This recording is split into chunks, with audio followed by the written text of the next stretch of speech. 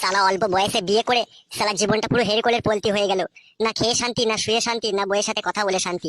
সালা জীবনের মধ্যে সব সময় যেন মনে হয় অশান্তি লেগেই আছে। এক এক সময় মনে হয় মারা দুনিয়ার মায়া ত্যাগ করি, কিন্তু আমি পারছি না দুনিয়ার মায়া ত্যাগ করতে। কিন্তু মারা দুনিয়া মায়া ত্যাগ করে গেলে হবে না, তাহলে আমার বউটাকে পাড়ার ছেলেটা আবার আধেক রাতে নিয়ে ফুটবল খেলবে। কি গো, সকাল তো হয়েছে 6টার সময়, আর 8টা বাজতে চললো, তুমি এখনো শুয়ে আছো নাকি? উঠো। এই বালমুখী, আমার ঘর আমার বাড়ি, আমি কখন উঠবো না উঠবো সেটা আমার ব্যাপার, তোকে বেশি ফক ফক মারাইতে হবে না। যা এখান থেকে, চা নিয়ে আগে যা। তুমি 8টার সময় ঘুম থেকে উঠে চা পাবে নাকি? চা করেছিলাম, সব বিড়ালে উল্টিয়ে ফেলে দিয়েছে চা, আর নেই কুচা। তুমি দোকানে গিয়ে খেয়ে নাও গা চা। এইদিকে তাকা, কি বললি? বিড়ালে চা ফেলে দিয়েছে? হ্যাঁ গো, বিড়ালে উল্টিয়ে ফেলে দিয়েছে চা। তুই ঢেমুনের কি আমার পানে মায়া দয়া আছে বল? আমার পানে তো কোনো দয়া ময়াই নাই তোর।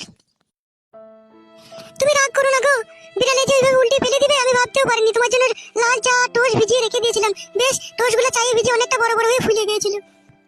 এই খানকি, টোস্টগুলো ফুলে গেল? ফুলে গেল তো ঢেকে রাখিনি কেন ঢেমুন? তুই জানি না তোর ভাতাটা সকালবেলা উঠে খাবে? খানকি, এখন বিড়ালকে খই দেখুন গাড়ে পাকা মারাইতেছিস নাকি তুই আমার কাছে?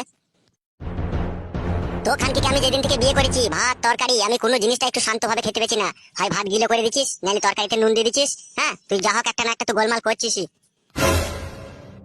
একটা কথা সত্যি করে বলো তো, আমাকে কি তোমার পছন্দ নয়, নাকি তুমি আমার সাথে আর সংসার করতে চাও না? কোনটা বলো তো?